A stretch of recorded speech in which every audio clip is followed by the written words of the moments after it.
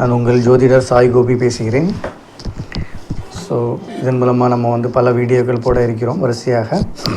So இவை ஒவ்வொன்றும் நம்மளுடைய வாழ்க்கையோட தொடர்புடையதாக இருக்கும். ஸோ ஜோதிடம் சம்பந்தமான விஷயங்கள் நீங்கள் என்னோட கேட்டு சந்தேகங்கள் கேட்டு தெரிஞ்சுக்கிடலாம். ஸோ இதில் நமக்கு ஜோதிடமும் வாழ்நாள் ரொம்ப ரொம்ப சம்மந்தப்பட்டது. ஒவ்வொரு அடிப்படை விஷயங்களுக்கும் நம்மளுடைய ஜோதிடத்தில் தீர்வு இருக்குது. ஸோ இப்போ நம்ம இன்றைக்குடைய தலைப்பு பித்ருதோஷம். இந்த பித்ருதோஷம் கடுமையான பாதிப்புகளை ஒரு குடும்பத்துக்கு, ஒரு தனிப்பட்ட நபருக்கு உருவாக்கக்கூடியதாக இருக்கிறது. ஸோ இந்த பித்ருதோஷம்னா என்ன, பித்ருதோஷத்துடைய அறிகுறிகள் என்ன, பித்ருதோஷத்துடைய எளிய தீர்வுகள் என்ன அப்படின்றத எளிமையாக பாமர மக்களுக்கும் போய் சேரணும் அப்படின்றது தான் இந்த வீடியோவோட நோக்கம். எனிவே வீடியோக்குள்ளே போகலாம். ஸோ எளிமையாக நீங்களே உங்கள் ஜாதகத்தில் பித்ருதோஷங்கள் இருக்குதா அப்படின்னு பார்க்கலாம். ஸோ அதற்கு முன்னாடி நமக்கு தெரிஞ்சுக்கிட வேண்டிய விஷயங்கள் என்னென்னா, பித்ருதோஷம் ஒருவரை எப்படி பாதிக்கும் அப்படின்றது தான் பார்க்கணும். ஸோ பித்ருதோஷங்கிறது ஒருத்தருடைய ஜாதகத்தில் பார்த்திங்கன்னா நமக்கு எல்லா வகையான நல்ல ஜாதகமாக தான் இருக்கும். நம்முடைய தனிப்பட்ட ஜாதகங்கள்ங்கிறது நன்மையை தரக்கூடியதாகவும், அந்த குறிப்பிட்ட கிரகங்கள் நமக்கு நல்ல பலன்களை தரக்கூடியதாக அமைப்பில் இருந்தும், ஆனால் இந்த தோஷம் இருப்பதின் காரணமாக அத்தகைய பலன்களை அனுபவிப்பதில் பிரச்சனைகள் ஏற்படும். உதாரணத்திற்கு நம்ம ஒரு கார் வாங்குகிறோம். அந்த கார் நம்ம சந்தோஷமாக ஓட்டிகிட்டு போகலான்னு சொல்லிட்டு நம்ம கார் வாங்கிட்டு பண்ணிகிட்ருக்கோம். பட் அந்த காரை நம்ம போயிட்டு இருக்கும்போது ஒரு சின்ன ஆக்சிடெண்ட் ஆகுது. ஸோ என்ன ஆகுது அப்படின்னா, நம்ம அந்த காரை முழுமையாக நம்ம யூஸ் பண்ண முடியல. ஒரு ஃபேமிலி இருக்குது, ஃபேமிலியில் நம்ம கல்யாணம் பண்ணுறோம். ஸோ பொண்ணோ பையனோ 2 வருஷம் வாழ்கிறோம். அப்புறம் அந்த ஃபேமிலியில் இருக்கக்கூடிய பொண்ணும் தனிப்பட்ட முறையில் பார்த்திங்கன்னா நல்லவங்களாக இருப்பாங்க, பையனும் நல்லவங்களாக இருப்பாங்க. ஆனால் 2 பேரும் சேர்ந்து வாழ முடியாத அமைப்பு இருக்கும்.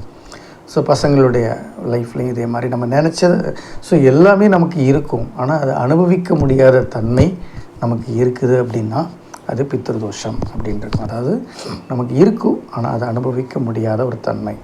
ஸோ இந்த பித்ருதோஷத்தோடைய முக்கியத்துவம் என்னென்னா, நமக்கு இது நம்முடைய மூதாதையர்கள் நமக்கு நம்ம பண்ணின சில பிரச்சனைகள் நமக்கு கேரி ஆகி வர்றது தான் பித்ருதோஷம். இப்போ நம்ம தாய் தந்தையர்கள் இருப்பாங்க, அவர்கள் சரியான முறையில் அவருடைய மரணம் போது சரியான முறையில் அவர்களை கவனிக்காமல் இருந்தாலோ, இல்லை அவர்களின் மூதாதையர்கள் தாய் தந்தையரை சரியாக கவனிக்காமல் இருந்தாலோ, இல்லை சொந்த உறவினர்கள் தாய் தந்தையருடைய உறவினர்கள் நம்ம தகப்பை தான் பாதுகாக்க வேண்டும் என்ற சூழ்நிலை அறிந்தும் கவனிக்கப்படாமல் இருந்தவர்கள், உடல் நோய்வாய்ப்பட்டு கவனிக்காமல் கஷ்டப்பட்டு மனம் வெந்து இறப்பவர்கள், அவர்கள் மனதிற்குள் ரொம்ப வெதும்பி மனசில் எண்ணக்கூடிய எண்ணங்கள் தான் சாபமாக வருகிறது.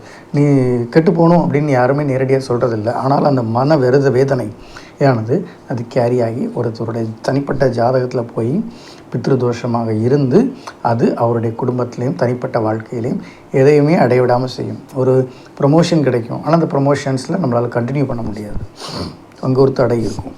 இப்படி சொல்லிகிட்டே போகலாம்.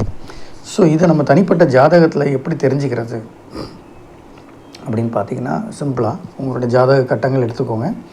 அதில் உங்களுடைய சூரியன் ஒவ்வொரு கட்டத்துலேயும் சூரியன் அப்படின்னு போட்டிருப்பாங்க இல்லையா, இந்த சூரியன் எங்கே இருக்குதுங்கிறத பார்த்துக்கோங்க. அதோட க்ளோஸ்டாக ராகு அல்லது கேது இருக்கிறாங்க அப்படின்னா அது ஒரு வகையான பித்ருதோஷம். இல்லை நம்ம சந்திரன் எடுத்துவிடுங்க, சந்திரன் கூட இந்த ராகு கேது தேரும்போதும் அது ஒரு வகையான பித்ருதோஷம் தான். சூரியன் சந்திரன் இவங்க தான் ஜாதகத்தோட அமைப்பில் தாய் தந்தையராக சொல்லப்பட்டிருக்கு. சூரியன் தந்தையாகவும் சந்திரன் தாயாகவும் சொல்லப்பட்டிருக்கு.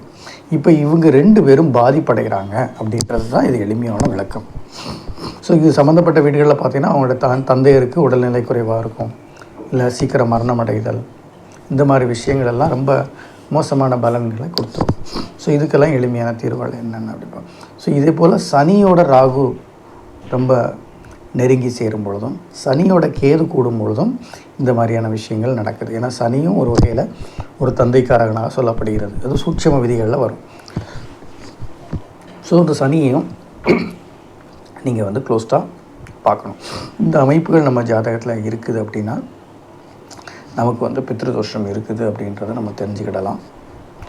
ஸோ இது நம்ம தெரிஞ்சுக்கிட்டோம். இப்போ நம்ம பித்ருதோஷத்தில் நம்மளுடைய அறிகுறிகள் இருக்குது, நம்ம ஜாதகத்துலேயே அது இருக்குது அப்படின்ற பட்சத்தில் அடுத்தடுத்த வழிமுறைகள் என்ன, இதை வந்து சரி பண்ணுறதுக்கான வழிமுறைகள் என்னென்னா பார்க்கணும். ஸோ இதில் ஒரு முக்கியமான சூட்சம் தெரிஞ்சுக்கோங்க. இந்த பித்ருதோஷம் மட்டும் ஒரு கடுமையான தோஷம். ஏன்னா இந்த பித்ருதோஷம் இருக்கும் பொழுது கடவுளுடைய அனுகிரகம் கிடைக்கிறதுல சிக்கல் ஏற்படும். ஏன்னா நம்ம பித்ருக்கள் நமக்கு மேலே இருந்து சாபம் சொல்லிகிட்டே இருப்பாங்க. அதாவது இறந்தவங்க அதற்கான உடலை வந்து விட்டுக்கிட்டு அந்த மேற்கூறிய உலகங்களுக்கு போக முடியாத ஒரு சூழ்நிலையில் இருக்கும் பொழுது அவர்கள் அங்கே இருந்தே கஷ்டப்பட்டுட்டு இருப்பாங்க. திருப்பி அவங்களுக்கான உடல் அங்கே கிடைக்காது. ஸோ அதை யாராவது ஒருத்தங்க வந்து சரி பண்ணி தருவாங்க அப்படின்ற அடிப்படையில் தான் அவங்க வெயிட் பண்ணிகிட்டு இருக்காங்க. ஸோ இதுதான் அதனோட பேசிக் கான்செப்ட். ஸோ நம்ம அதை சரி பண்ணும் மூலமாக அவங்களுக்கு தேவையான நீர், அன்னம், ஆகாரம் கிடைத்து அவங்களுக்கான உடல் எடுத்து அவங்களுடைய போய் சேருவாங்க நம்முடைய முன்னோர்கள். சரிங்களா? ஸோ இதற்கான எளிமையான தீர்வுகள் என்ன அப்படின்னு பார்க்கும்பொழுது ரொம்ப எளிமையான தீர்வுகளாக சொல்லிகிட்டே வரேன். ஸோ அதெல்லாம் நோட் பண்ணிக்கோங்க. உங்களுக்கு ஒவ்வொரு ஸ்டெப்பாக நீங்கள் பண்ணி பாருங்கள். ஸோ முதல்ல ரொம்ப எளிமையானது வந்து இந்த சனிக்காரகத்துவம், சனிக்காரகன் அப்படின்னு பார்த்தாலும் சரி, சனீஸ்வரனுடைய பாதிப்புகள் எது இருந்தாலும் சரி, முதல்ல காகத்துக்கான சாப்பாடு டெய்லி நம்ம வந்து நம்ம சாப்பிடக்கூடிய எளிமையான தோசை, இட்லி வகைராக்கள் கூட தயிர் சாதம் முதலியவைகளை நமக்கு வந்து காகத்துக்கு வைத்து அதற்கு மேல் எள் வந்து தூவி காலையில் ஒரு நேரம் வச்சுட்டு வந்தாலேயே காகம் வந்து சாப்பிட ஆரம்பிக்கும் பொழுது இந்த பித்ருதோஷமானது குறைந்துக்கிட்டே இருக்கும். கொஞ்சம் கொஞ்சமாக ஸ்லோலி ரெடியூஸ்ட் ஆகிடும். இது ரொம்ப எளிமையான பரிகாரம், பட் தொடர்ந்து செய்யணும். நம்ம சொல்லக்கூடிய பரிகாரங்கள் எல்லாமே இந்த பரிகாரம் மட்டும் இல்லை, ஜென்ரலாக தெரிஞ்சுக்கோங்க. எனி பரிகாரமாக இருந்தாலும் அதை கன்சிஸ்டன்ஸாக பண்ணிகிட்டு இருக்கணும். பெருசாக பண்ணணுங்கிறது அவசியம் இல்லை, தொடர்ந்து பண்ணிகிட்டு இருக்கணுங்கிறது தான் முக்கியம். ஸோ ரெண்டாவது அமாவாசைனாலே பார்த்திங்கன்னா முன்னோர்கள் சம்மந்தப்பட்டது தான். இந்த அமாவாசை அன்னைக்கு காகத்துக்கு சாப்பாடு வச்சு முடிஞ்சால் வீட்டில் இருக்கக்கூடிய பெரியவர்கள், இறந்த பெரியவங்களுக்கு ஒரு என்ன சாப்பாடோ அதை வச்சுட்டு நம்ம ஒரு குறிப்பிட்ட நேரம் வந்து ஒரு 12 மணி போல் ஒரு ஆண்மகன் வந்து சாப்பிடும் பொழுது, விரதம் இருந்து சாப்பிடும் பொழுது பித்ருதோஷமானது தன்னால் நீங்கி போயிட்டுருக்கும். ரொம்ப ரிஸ்க் இல்லாமல் போய்டும். பட் வந்து இதில் ஒரு சூட்சமான விஷயம் என்னென்னா, பெண்கள் வந்து அமாவாசை அன்னைக்கு காலையில் சாப்பிட்றத தவிர்க்கவே கூடாது. ஒரு பெரிய தவறு. கணவர் வந்து சாப்பிடாமல் இருக்கணும், இல்லை மகன் சாப்பிடாமல் இருக்கலாம். பெண்கள் வந்து இந்த விரதம் இருக்கக்கூடாது. ஸோ இந்த அமாவாசை தோறும் மாதத்துக்கு வரக்கூடிய ஒவ்வொரு அமாவாசையும் இதை தொடர்ந்து பண்ணலாம். ஸோ இதுக்கு காசு பணம் நம்ம எதுவும் செலவழிக்க வேண்டியதில்லை. அப்புறம் நம்ம பசு மாடுகளுக்கு அகத்திக்கீரை குறிப்பாக கொடுத்துட்டு வரும்பொழுது எல்லாமே நம்முடைய இந்த தோஷத்துலேருந்து குறைஞ்சிட்டு வருவோம். சரி, இதெல்லாம் ஃபஸ்ட்டு நிலைகளை நீங்கள் செஞ்சிட்டீங்க. இரண்டாவது நிலைகளில் என்ன செய்யலாம் அப்படின்னு பார்க்கும்பொழுது, க்ஷேத்திரங்கள், சில குறிப்பிட்ட க்ஷேத்திரங்கள் இருக்குது. அந்த க்ஷேத்திரங்களில் போய் நீங்கள் வந்து வழிபாடு பண்ணலாம். உதாரணத்துக்கு கேரளாவில் இருக்கக்கூடிய, திருவனந்தபுரத்தில் இருக்கக்கூடிய பரசுராம க்ஷேத்திரம் ரொம்ப விசேஷமானது. டெய்லி காலையில் 4:30 to 6 மணி வரைக்கும் அங்கே பித்ருதோஷத்துக்கான பரிகாரங்கள் பண்ணிகிட்டு இருப்பாங்க. பரசுராமரே தன்னுடைய தாயை கொன்று அந்த சாபத்தை நீக்கிட்ட தலம், அவ்வளோ பெரிய உயர்ந்த தலம். ரெண்டாவது, கோயம்புத்தூர்லேருந்து பாலக்காடு போகிற வழியில் ஐவர் மடம்னு ஒன்று இருக்குது. இங்கே பஞ்சபாண்டவர்கள் எல்லாரும் தங்களுடைய ஆசிரியர்கள், ஆசான்கள் அனைவரையும் கொன்று மேலே சேர்த்த பாவத்தை கழிக்கிறதுக்கு பகவானால் வழி அனுப்பப்பட்டு போய் சரி பண்ணிக்கிட்ட சேத்திரம் தான் ஐவர் மடம். ரொம்ப சக்தி வாய்ந்த பழமையான சேத்திரம். ஸோ அங்கேயும் தினசரி நடந்துகிட்ருக்கு. இந்த க்ஷேத்திரங்களில் போய் உங்களுடைய முன்னோர்கள் யார் இருந்தாங்களோ அவங்களுடைய பேர், நட்சத்திரம் எல்லாம் சித்தி பண்ணி அவங்களுக்கான காரியங்கள் செய்து வரும்பொழுது கண்டிப்பாக ஒரு 6 மாத காலத்திலேயே வந்து உங்களுக்கு பிரச்சனைகள் வந்து சரியாயிடும். அதுக்கப்புறம் வந்து அடுத்த லெவலில் நீங்கள் பண்ணணும் அப்படின்னு சொல்லியாச்சுன்னா, வசதி இருக்கிறவங்க திலஹோமம் பண்ணலாம். இந்த திலஹோமம்னா என்னென்னா, நம்முடைய முன்னோர்கள் அங்கே அந்த குறிப்பிட்ட நரகத்தில் மாட்டிக்கிட்டு இருப்பாங்க, சாபத்தில் மாட்டிக்கிட்டு இருப்பாங்க. என்ன செய்கிறதுன்னு தெரியாமல் தங்களுடைய உலகத்தில் போக முடியாமல் இருப்பாங்க. அந்த மாதிரி உலகத்தில் இருக்கிறவங்களை மீட்பதற்காக உள்ள ஹோமம் தான் திலஹோமம். ஸோ அப்படி நம்ம அதை பண்ணும் பொழுது அவங்கள மேலே போகும்பொழுது அனைத்து ஆசிகளையும் நமக்கு கொடுத்துட்டு போவாங்க. ஸோ அதன் மூலமாக நமக்கு 7 ஜென்மத்துக்கு நம்ம வந்து மகாலட்சுமி கடாட்சத்தோடு வாழலாம்.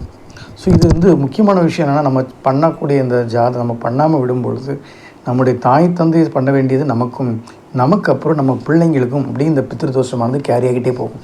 இது தனிப்பட்ட முறையில் அவங்களோட ஜாதகத்தை எடுத்தே பார்க்கலாம். இப்போ நமக்கிட்ட ஜாதகத்தை பையனோட ஜாதகத்தை எடுத்து பார்த்திங்கன்னா அந்த அமைப்பு இருக்கும். ஸோ இவ்வளவு சூட்சமானது இந்த பித்ருதோஷம் அப்படியே கேரி ஆகிட்டே போகும். ஸோ அதை முடிக்க வேண்டியது ஒரு முக்கியம். ஸோ இந்த ஸ்தலங்களுக்கு போய்ட்டு திலஹோமம் பண்ணுங்கள். திலஹோமம் ராமேஸ்வரத்தில் ரொம்ப ஃபேமஸ். ஆனால் இப்போது அங்கே நிறைய பேர் இந்தியாவிலேருந்து வரக்கூடியனால சரியான முறைகளில் பண்ணுறதில்லை அப்படின்ற மாதிரி கேள்விப்படுறோம். ஸோ இந்த கோவில்களில் நீங்கள் பண்ணுங்கள். இல்லை உங்களுக்கு தெரிஞ்ச நபரை வச்சு திலஹோமம் நல்ல குறிப்பிட்ட மந்திரங்கள் பெர்ஃபெக்டாக சொல்லி பணம் இருக்கும் பொழுது அந்த திலஹோமத்தையும் செஞ்சு முடித்து நீங்கள் இந்த பித்ரு தோஷத்துலேருந்து விடுபட்டு நீங்கள் உங்களுடைய மூதாதையர்கள் எத்தனையோ ஜென்மத்துக்கு மேலே போயிட்டுக்கூடிய மூதாதையர்களையும் நரகத்திலேருந்து காப்பாற்றலாம். உங்களுக்கு கீழே இருக்கக்கூடிய பையன் பொண்ணுங்களையும் இந்த ஆபத்துலேருந்து காப்பாற்றி அவங்களையும் ஒரு நல்ல மகாலட்சுமி கடாட்சியம் வர சொல்லலாம்.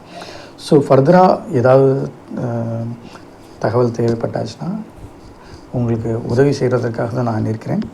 ஸோ அஸ்ட்ராலஜர் சாய் கோபி 9566364206 என்ற நம்பருக்கு நீங்கள் கால் பண்ணுங்கள்.